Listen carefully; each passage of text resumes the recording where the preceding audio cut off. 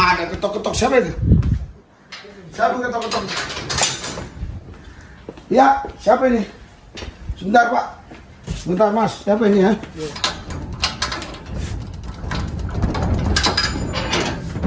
Hah? Kenapa Pak? Ini rumah Pak Pendeta Risuli Lubis. Ya Pak? Rumah Pak Pendeta Risuli Lubis. Iya. Dia Kenapa? buka jalan saat tiada jalan, dengan cara yang ajaib dibukanya jalanku. Dia menuntun. Ada tentara itu. 2 orang tentara, ngapain ya? Ini udah jam 3:30 pagi ya. Itu di motor lagi mereka. Coba kita lihat ya. Ada apa ya? Kita lihat dulu. Ada apa ini? Soalnya apa lagi nih? Aduh. Apa ini tentara ini? Ngapain dia kemarin? Kita lihat dulu. Kita videoin aja lah. Ada apa? Bisa tentara jam segini. Ini.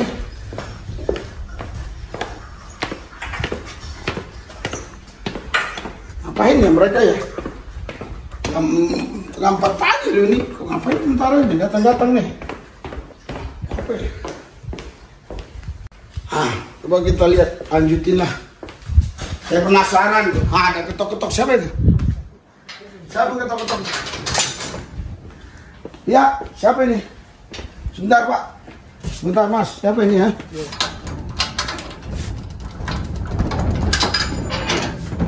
Hah? Kenapa Pak? Ini rumah Pak Pendeta Risuli Lubis. Ya Pak? Rumah Pak Pendeta Risuli Lubis. Iya. Kenapa Pak? Oh iya. Ini saya mau mengajukan pertanyaan buat Bapak, bisa? Oh iya. Ya. Silakan masuk Pak, Masuk Pak. Di dalam aja Pak. Bentar Pak ya.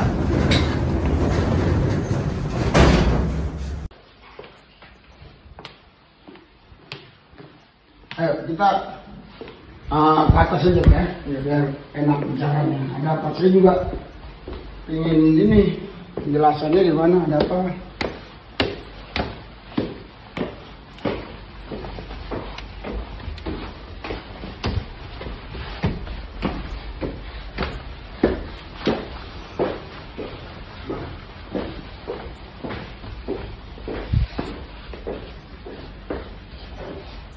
Ayo Pak, masuk Pak. Iya. Masuk Pak. Ada apa Pak, Bapak malam-malam ini kan udah jam 3:30 ya, 4 pagi ya. Ada apa Pak? Datang ke kediaman saya Pak.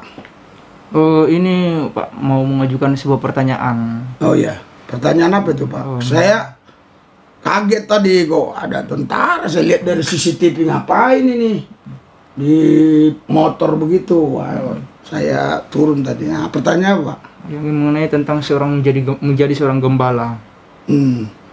Yaitu saya punya 3 pertanyaan Pak. Iya. Yang sangat penting. Kenapa Bapak percaya Tuhan Yesus? Oh gitu. Iya, betul. Iya.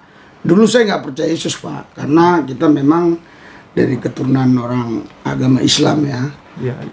Tapi tahun 1996 saya mengalami perjumpaan pribadi dengan Tuhan Yesus, sehingga saya percaya Yesus. Dan kalau mau dengar kesaksian panjang lebar sih di metanoia ada itu kesaksian saya. Intinya saya ketemu Yesus, terima Yesus sebagai Tuhan dan Juru Selamat. Disitulah saya mulai percaya Yesus tahun 1996. Dan setelah itu saya bacalah Alkitab Firman Tuhan. Di situ dikatakan di dalam Roma 10 ayat 12, Allah yang satu ini bukan Tuhan Yahudi Yunani saja, tapi Tuhan semua orang. Jadi di situ konteksnya Yesus. Berarti saya pikir saya orang loh. Berarti saya nggak salah dong kalau saya katakan Yesus Tuhan gitu. Karena dulu saya anggap Yesus itu hanya manusia, nabi aja gitu. Terus saya baca lagi firman Tuhan di dalam Kisah Rasul ya, Kisah Rasul 10 ayat 36 bunyinya begini. Kisah Rasul 10 ayat 36. Saya akan bacakannya. Ayat 36 dikatakan, itulah firman yang ia suruh sampaikan kepada orang-orang Israel, yaitu firman yang memberitakan damai sejahtera oleh Yesus Kristus yang adalah Tuhan dari semua orang. Jadi di sini juga sama dengan yang tadi, Tuhan semua orang. Iya. Berarti saya nggak salah dong kalau Yesus itu saya katakan Tuhan gitu. Terus ada satu ayat lagi di sini dikatakan begini, ya, di dalam Yohanes 14 ayat 6. Kata Yesus kepadanya, akulah jalan dan kebenaran dan hidup. Tidak ada seorang pun yang datang kepada Bapa kalau tidak melalui aku. Jadi Yesus di sini mengklaim hanya dia saja jalannya, nggak ada yang lain. Jadi saya pikir loh, lewat siapa lagi saya kalau mau saya selamat, harus lewat Yesus gitu. Satu ayat lagi yang saya temukan pertama kali saya mengalami perjumpaan pribadi dengan Yesus di Kisah 4. Di Kisah 4, Kisah Rasul 4 ayat 12. Sini dikatakan, dan keselamatan tidak ada di dalam siapapun juga selain di dalam Dia.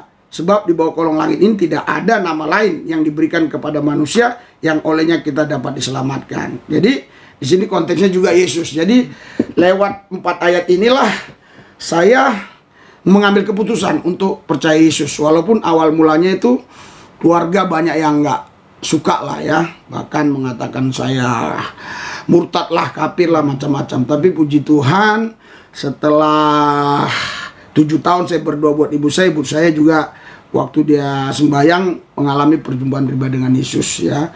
Terus ayah saya ikut Yesus, adik saya sekolah pastor sudah selesai, terus abang saya ikut Yesus, dan ponakan saya ikut Yesus. Jadi kami sekarang separuh sudah ikut Yesus, artinya 50%, 50-50 udah ikut Yesus.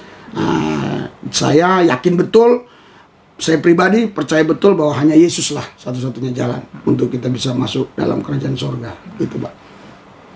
Betul sekali. Ya, ini untuk pertanyaan kedua. Iya.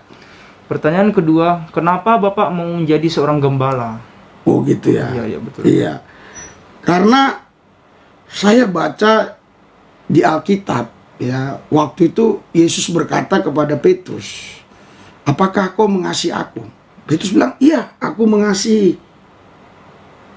Gembalakan domba-dombaku, kata Yesus. Ditanya lagi 2 kali, apakah kau mengasihi aku? Iya, aku mengasihi. Gembalakan domba-dombaku. Ketiga kalinya terakhir ditanya, apakah kau mengasihi aku? Iya, aku mengasihi kau Tuhan. Gembalakanlah domba-dombaku. Petrus menangis. Dia menangis. Dia sadar ya. Berarti dia sadar ada hal-hal yang nggak baik yang dia lakukan dalam pelayanannya, dalam melayani jemaat Tuhan itu. Jadi terus saya baca di firman Tuhan juga, ketika Yesus melihat banyak orang, dia berkata, aku jatuh belas kasihan karena mereka tidak tergembalakan. Jadi atas dasar itulah saya pikir saya harus menggembalakan ini, karena kalau hanya dilayani, diinjili gitu, dilepas, kalau nggak digembalakan gimana, nanti mereka jadi liar gitu. Makanya kan banyak rekan-rekan kita di Indonesia ini yang akhirnya karena nggak memahami apa yang dia yakini jadi liar gitu loh. Itulah yang membuat saya tergerak menggembalakan jemaat Tuhan. Luar biasa. Dan pertanyaan yang paling terakhir. Iya. Apa susah dukanya menjadi seorang gembala? Oh iya. Jadi saya pertama merintis itu hanya 3 orang. 3 orang di gang kecil sekali ya, nggak begitu jauh dari tempat ini. Dan di sana hanya beberapa orang saja ya orang percaya. Lainnya mayoritas orang-orang yang tidak percaya. Kami pernah juga di sana waktu ibadah diganggu ya, waktu ibadah diteriak-teriakin, macam-macam lah cara mereka mengganggu kita. Tapi kami tetap setia ya untuk tetap menyembah Tuhan Yesus di situ. Yang paling luar biasa lagi pengalaman saya menggembalakan, waktu itu jemaat kan 3 orang tuh. Ya. Jadi 3 orang ini nggak hadir hari Minggu, hanya saya dan istri saya. Jadi istri saya pimpin pujian, saya jemaat. Setelah selesai dia pimpin pujian, baru saya naik ke mimbar, saya jadi gembala, khotbah, dia jadi jemaat. Nah, itu satu hal yang nggak bisa saya lupakan tuh, susah dukanya lah dalam pelayanan kan. Terus yang lain lagi susah duka dalam pelayanan itu adalah dimana, wah memang pertama kita merintis itu perekonomian sangat begitu luar biasa sekali, kita sulitnya ekonomi ini. Kenapa? Karena gereja kita itu kan sistemnya itu adalah kita sendiri yang menggembalakan jemaat, kita sendiri yang mengelola keuangan dan segalanya. Artinya pusat itu tidak mau tahu. Dia hanya berikan surat jabatan, dia hanya berikan surat pengangkatan untuk menggembalakan, tetapi dalam segala hal kita otonom gitu, semuanya otonom, baik dalam biaya maupun dalam cara menggembalakan jemaat, semua otonomi. Jadi tidak ada intervensi dari pusat gitu ya. Itu memang mengalami kesulitan dalam ekonomi. Dulu istri saya kerja di farmasi, saya suruh berhenti karena apa? Karena saya pikir, wah kalau dia kerja pagi pulang malam, bagaimana kami suami istri? Saya yang masak, kami yang makan, kan begitu. Jadi saya bilang, ya udahlah, berhenti kerjalah. Ya udah, jemaat cuma 3 orang nih loh, kolektif 3.000 gitu loh. Ya ini udah belasan tahun yang lalu lah. Terus saya bilang, ya kenapa emang? Enggak, kita makan apa? Ya makan nasi, saya bilang, makan ikan. Uangnya dari mana? Saya kasih uang sama dia 50.000, nih makan uang. Dia bilang, wah kok kamu jawabnya begitu? Iya, kita bukan makan uang, kita makan nasi. Saya bilang, ini jangan tanya uang, asal ada nasi, ada Indomie, entah ada singkong, ya udah.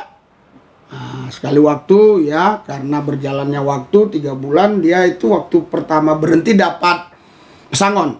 Jadi 3 bulan habis pesangonnya, makan kami itu hanya nasi putih aja. Nah itu kami belum punya anak, makan pakai nasi putih. Dia marah, dia bilang begini, istri saya bilang, ini gara-gara kamu suruh saya berhenti, jadi begini nih, lihat nih, nggak ada ikan. Mana? Nggak ada, kamu bilang itu ada ikan, aku bilang nggak ada. Hah, kamu nggak lihat? Saya lihat, saya bilang. Lah mana, katanya, masalahnya bukan ada atau tidak ada, lihat atau tidak lihat. Memang sebenarnya secara lahiriah, logika, memang nggak ada itu, tapi saya mengatakan itu ikan gitu loh. Dalam keyakinan saya secara rohani, kamu udah gila ini, udah ambil aja itu, saya bilang, ambil aja apa itu, cuci tangan. Ya udah diambil cuci tangan, kita cuci tangan, saat cuci tangan, pas cuci tangan begitu, ada orang ketok pintu.